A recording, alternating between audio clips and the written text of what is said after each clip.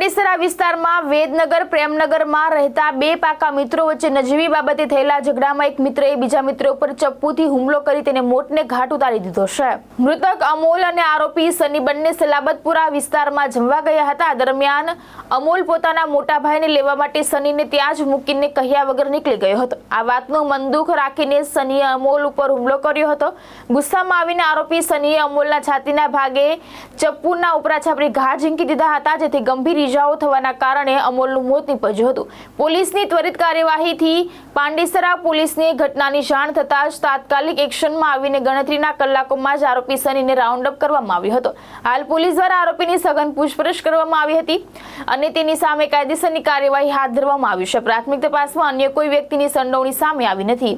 ગઈકાલે સાંજે પાંડેસરા વિસ્તારમાં વેદનગર પ્રેમનગરમાં રહેતા બે વ્યક્તિઓ અમોલ અને સની નાઓ સાંજે સલાબતપુરા વિસ્તારમાં જમવા ગયેલા હતા અને અમોલને કોઈપણ કારણોસર મોટાભાઈને લેવા પરત આવવું પડેલું અને પોતાના મોટાભાઈને લેવા અહીંયા આવેલો દરમિયાન સનીએ ઉશ્કેરાઈ જ ગયેલો અને પોતાને ત્યાં મૂકીને કેમ આવી ગયેલ છે તેવી રોષથી લાગણી ભડકી ઉઠે, જેના આધારે આવીને સલાબતપુરાથી સીધા તેણે અમોલ પર છરી વડે હુમલો કરેલ અને છાતીના ભાગે વાગતા વાઇટલ પાર્ટ પર ઈજા થતાં અમોલનું મૃત્યુ થયેલ છે।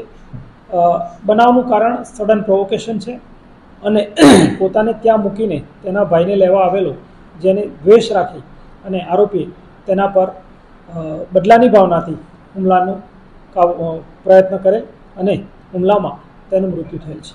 સાહેબ, આ બંને આરોપી એકબીજાના પરિચિત છે અને બંને આરોપીઓનો પૂર્વ ઇતિહાસ એકબીજાના ખૂબ લાંબા સમયથી મિત્ર છે। બંને ભેદવાડ પ્રેમનગર ખાતે ઘણા સમયથી સાથે રહે છે અને ખૂબ નજીકના મિત્રો હતા અને જે પગલું ભરવામાં આવ્યું તે પોતાના મિત્રના પોઝિશન ભાવ પર કે શા માટે મને મૂકીને કીધા વગર નીકળી ગયો એવા ભાવ સાથે તેણે હુમલો કરેલ, જે મૃત્યુમાં નિપજેલ છે અને પાંડેસરા પોલીસને જેવી પણ ખબર પડી તેવી તાત્કાલિક તેને કાર્યવાહી કરેલ છે અને ખૂબ નજીકના ભવિષ્યમાં એટલે કે ગણતરીના કલાકોમાં જ આરોપીને ડિટેન કરી લેવામાં આવેલ છે। આરોપીને પોલીસને લાવવામાં આવેલ છે, તેની પૂછપરછ ચાલી રહેલ છે અને પૂછપરછ બાદ તેની કાયદેસરની કાર્યવાહી કરવામાં આવનાર છે। અન્ય કોઈ વ્યક્તિ સામેલ છે અને શું મારવામાં આવ્યું હતું સાહેબ આને? હાલ કોઈ બીજા વ્યક્તિની સામેલગીરી નજરે આવેલ નથી, છતાં ઇન્વેસ્ટિગેશન ચાલુ છે। એમાં જે પણ હશે તે ખુલાસો થશે અને ચપ્પુ વડે તેને હુમલો કરેલ છે, જે છાતીના ભાગે વાગેલ છે। કોઈ ગુનાહિત ઇતિહાસ છે બંનેનો મરણ જનાર અને આરોપીનો?